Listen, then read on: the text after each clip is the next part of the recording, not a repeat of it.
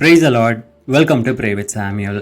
இந்த காலை வேளையில் நம்மோடு கூட பேச போகின்ற வசனம் எரேமியா 29ஆம் அதிகாரம் 11ஆம் வசனம்.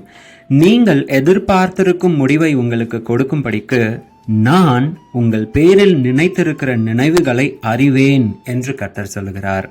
அவைகள் தீமைக்கல்ல, சமாதானத்திற்கு ஏதுவான நினைவுகளே. எத்தனை பேர் கர்த்தருடைய வாக்குத்தத்தம் எனக்கு இருக்கு, ஆனால் ஆண்டுகள் பல கடந்து போயிடுச்சு, இன்னும் என்னுடைய வாழ்க்கையில் அந்த வாக்குத்தத்தம் செயல்படலையேன்னு சொல்லி சோர்ந்து போய் காணப்படுறீங்க.